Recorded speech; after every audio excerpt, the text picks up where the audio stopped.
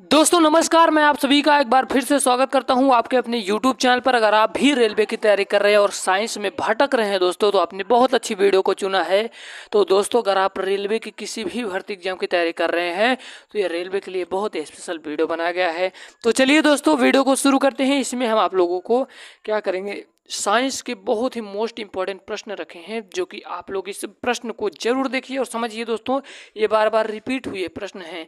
आपका पहला प्रश्न है कि फ़ारेनहाइट में मानव शरीर का सामान्य ताप कितना होता है। मैं आपको बता दूं कि फ़ारेनहाइट में 98.6 होता है, और अगर केल्विन की बात किया करें तो 310 होता है। 310 दिया रहेगा, परंतु एग्जैक्ट 310.15 केल्विन होता है और 37 डिग्री सेल्सियस होता है। तो मानव शरीर में फ़ारेनहाइट में पूछा है तो 98.6 हो जाएगा इसका करेक्ट आंसर। आशा करता हूँ ये पहला प्रश्न आप सबके समझ में होगा। आपका दूसरा प्रश्न आपकी स्क्रीन के सामने है। आपका दूसरा प्रश्न कह रहा है दोस्त कि ब्रह्मांड में सबसे अधिक मात्रा में कौन सा तत्व पाया जाता है। तो ब्रह्मांड में सबसे ज्यादा अधिक तत्व कौन सा पाया जाता है, तो याद रखना ब्रह्मांड में सबसे ज्यादा हाइड्रोजन पाया जाता है। परंतु अगर बात ये करें कि पृथ्वी पर सबसे ज्यादा कौन सा तत्व पाया जाता है, तो दोस्तों याद रखना पृथ्वी पर सबसे ज्यादा ऑक्सीजन पाया जाता है।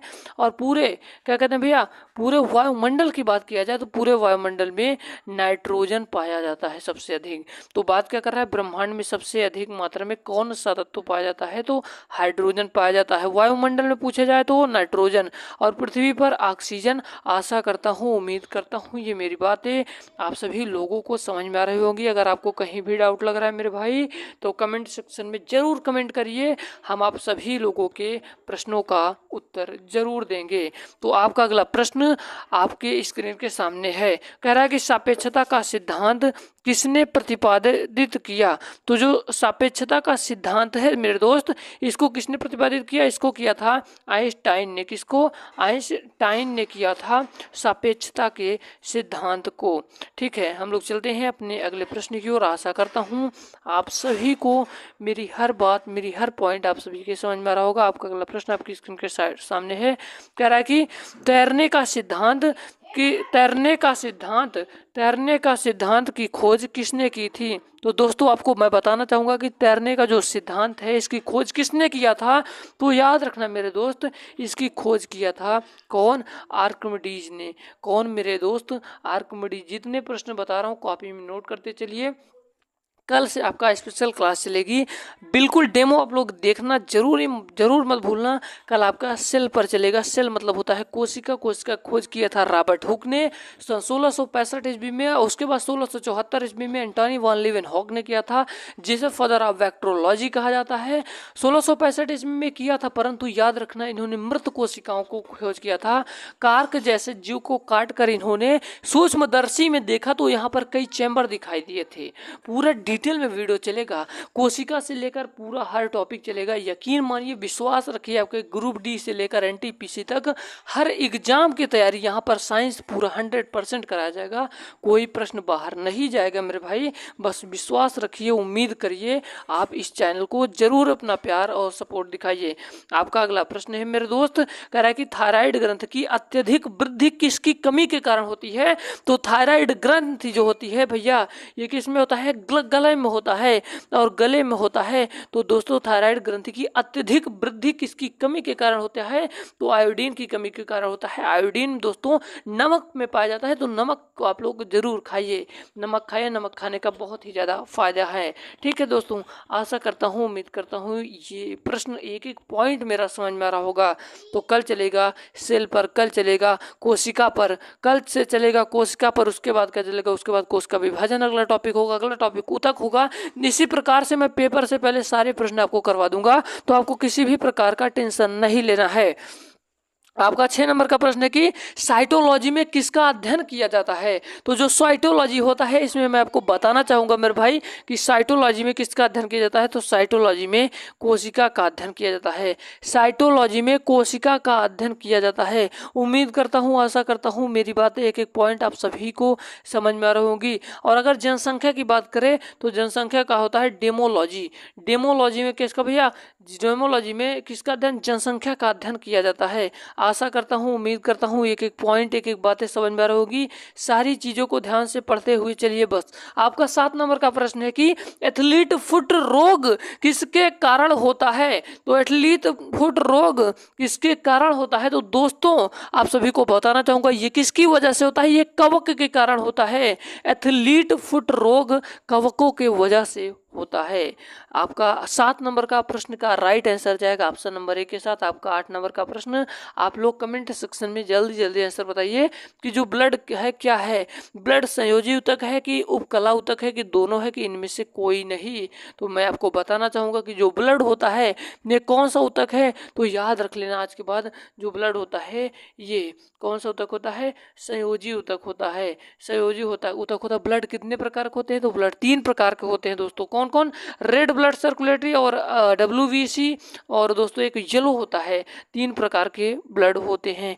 RBC जो होता है इसको लाल रुधिर कणिका हिंदी में कहा जाता है। इसमें केंद्रक नहीं पाए जाते हैं। आपसे प्रश्न पूछेगा कि लाल रुधिर कणिका में क्या नहीं पाया जाता है? तो ऑप्शन में दे देगा केंद्रक नहीं पाया जाता, और ऑप्शन में कोशिका झिल्ली, मतलब बहुत प्रकार के आपके टाइप बनाएगा। तो याद रखना केंद्रक में क्या नहीं पाया जाता है? केंद्रक में क्या कहते हैं किसमें? आपका RBC में क्या नहीं पाया जाता? केंद्रक नहीं पाया जाता है। आशा करता हूँ मेरी बातें समझ में आ रही होगी। आपका अगला प्रश्न आपकी स्क्रीन के सामने है। 9 नंबर का प्रश्न, जल्दी से अपना आंसर, अपनी राय इस कमेंट सेक्शन में बताइए। 9 नंबर का प्रश्न है कि जंतु कोशिका के किस हिस्से को पावर हाउस कहा जाता है? तो मतलब मैं बता दूं ये कोशिका का टॉपिक है, कल से कोशिका चलेगा, तो आप लोग धीरज बनाकर रखिए, विश्वास रखिए, इस चैनल के माध्यम से आपको सब कुछ मिलेगा। जंतु कोशिका किस हिस्से को पावर हाउस कहा जाता है?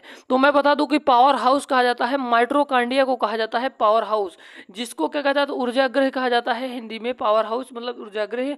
माइटोकॉन्ड्रिया की खोज की बात की जाए तो इसकी खोज किया था अल्टमैन साहब ने, अल्टमैन जी ने इसकी खोज किया था। और राइबोसोम जो होता है इसको क्या कहा जाता है? और लाइसोसोम को क्या कहा जाता है? लाइसोसोम को कहा जाता है एटम बॉम्ब। लाइसोसोम को क्या कहा जाता है? एटम बॉम्ब कहा जाता है। लाइसोसोम जो होता है दोस्तों इसको क्या कहा जाता है? Atom bomb. इसका मतलब होता है आत्महत्या की थैली कहा जाता है। किसको? लाइसोसोम को कहा जाता है। और राइबोसोम को क्या कहा जाता है? राइबोसोम की प्रोटीन की फैक्ट्री कहा जाता है राइबोसोम को। आशा करता हूँ, उम्मीद करता हूँ मेरी सारी बातें, सारा टॉपिक, सारा पॉइंट आप सभी के समझ में आ रहा होगा। तो देर किस बात की, आप लोग चैनल को जल्दी से सब्सक्राइब का बटन दबाइए। और आप लोग हमारी वीडियो को अभी तक लाइक नहीं किया तो वीडियो को लाइक कर देना दोस्तों, क्योंकि एक वीडियो बनाने के लिए मैं बता रहा हूँ बहुत ज़्यादा मेहनत करना पड़ता है। ठीक है, आपका 10 नंबर का प्रश्न आपकी स्क्रीन के सामने है, और अपनी राय अपना कमेंट सेक्शन में जरूर बताइएगा, क्योंकि हम हर प्रश्न का आपका जवाब देंगे पूरा विश्वास के साथ। आप विश्वास रखिए। बस आपका 10 नंबर का प्रश्न आपकी स्क्रीन के सामने है। कह रहा है कि मानव लीवर में कौन सा विटामिन पहले से मौजूद होता है? तो आज से याद रखना कि जो मानव लीवर होता है इसमें कौन सा विटामिन पहले से ही मौजूद रहता है। तो याद रखना मेरे भाई, जो विटामिन ए होता है ये पहले से ही मौजूद रहता है। उम्मीद करता हूँ, आशा करता हूँ हर प्रश्न समझ में आ रहा होगा। आपका 11 नंबर का प्रश्न आपकी जस्ट स्क्रीन के सामने है, जल्दी से आंसर बताइए। कह रहा है कि विकास का सिद्धांत का प्रतिपादन किसने किया? तो विकास का सिद्धांत का प्रतिपादन किसने किया था? तो याद रखना आज से कि जो विकास का सिद्धांत है इसका प्रतिपादन डार्विन साहब ने किया था। डार्विन जी ने किया था, इसका प्रतिपादन किया था। तो आपका 12 नंबर का प्रश्न है। तो 12 नंबर का प्रश्न है कि सौर विकिरण किसके द्वारा मापा जाता है? तो जो सौर विकिरण है ये किसके द्वारा मापा जाता है? ये मापा जाता है पैरोमीटर के द्वारा मापा जाता है। किसके द्वारा मेरे भाई? पैरोमीटर के द्वारा। कौन? सौर विकिरण मापा जाता है। एक एक पॉइंट में बताऊंगा, आपको टेंशन नहीं लेनी है, आपको हर पॉइंट को समझना है। ऑडोटोमीटर के द्वारा क्या नापा जाता है? ऑडोटोमीटर के द्वारा वाहन द्वारा चली गई दूरी ऑडोटोमीटर के द्वारा मापा जाता है। ऑडोटोमीटर के द्वारा मापा जाता है। और बैरोमीटर के द्वारा क्या मतलब बताता है? वायु दाब। अब फिर से समझिएगा, फिर से ध्यान से सुनिएगा कि वायु दाब अगर पूछेगा तो वायु दाब किसके द्वारा मेरे भाई मापा जाता है? तो वायु दाब मापा जाता है बैरोमीटर एडिटोमीटर के द्वारा, और एडिटोमीटर के द्वारा क्या मापा जाता है, उस वाहन द्वारा चली गई दूरी मापा जाता है। और पायरोमीटर के द्वारा क्या मापा जाता है, तो पायरोमीटर के द्वारा सौर विकिरण मापा जाता है। मैं एक प्रश्न को मैं 5-6 भागों में तोड़ दे रहा हूँ, इससे मैं ये चाहता हूँ कि हमारे सारे विद्यार्थियों को कहीं भी दिक्कत ना आए, चारों में से कहीं भी से आ जाए तो आप झटपट में आंसर दे दीजिए। आपका 13 नंबर का प्रश्न मेरे भाई लोग आपकी स्क्रीन के सामने है। कह रहा है कि एक्सरे आविष्कार किसने किया था।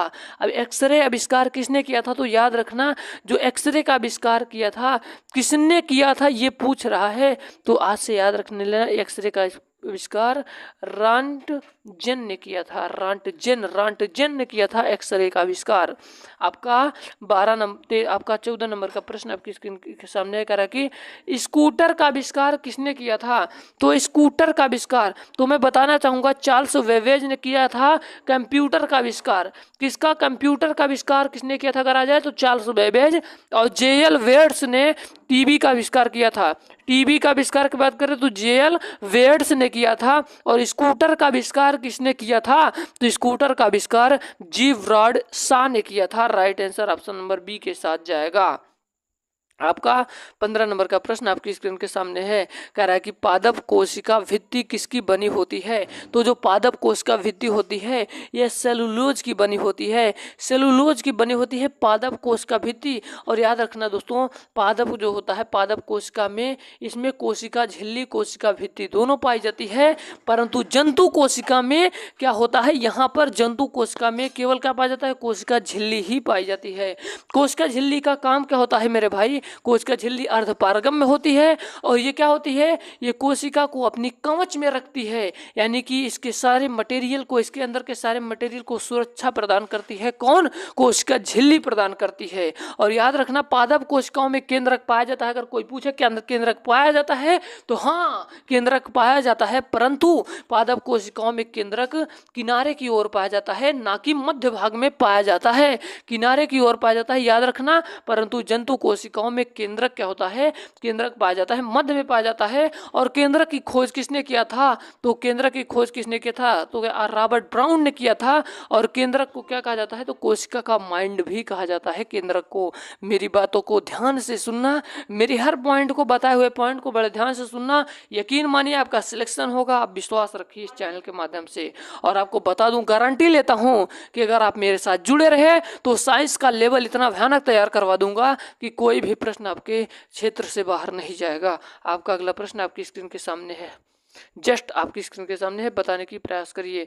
कह रहा कि अफीम के किस भाग से मार्फिन की प्राप्ति होती है। तो अफीम के किस भाग से मार्फिन की प्राप्ति होती है, तो मेरे दोस्त लोग याद रखना किससे होती है, फल आवरण से होती है। आशा करता हूँ, उम्मीद करता हूँ मेरी बातें, मेरी चीज़ें समझ में आ रही होंगी।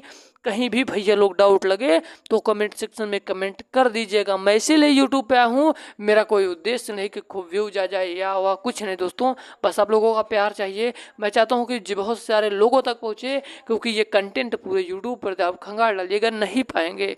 और कल जो कोशिका की क्लास होगी ना, चैलेंज करता हूँ दोस्तों, कहीं से कोई भी प्रश्न आ जाएगा आप हिला कर रख देंगे, ठीक है। तो एक एक पॉइंट को मैं बताऊँगा। किस पेड़ की छाल का उपयोग मसाले के लिए किया जाता है। तो याद रखिए किस पेड़ की छाल का उपयोग मसाले के लिए किया जाता है, तो दालचीनी। आज से याद रखना कि जो मसाला होता है इसका प्रयोग दालचीनी, जो मसाले का प्रयोग दालचीनी, ठीक है। पेड़ दालचीनी की जो छाल होती है इसका उपयोग मसाले के लिए किया जाता है। आपका 18 नंबर का प्रश्न आपकी स्क्रीन के सामने है। कह रहा है कि सबसे छोटा फूल वाला पौधा कौन सा है। तो सबसे जो छोटा फूल वाला पौधा है भैया ये कौन सा होता है, ये वोल्फिया।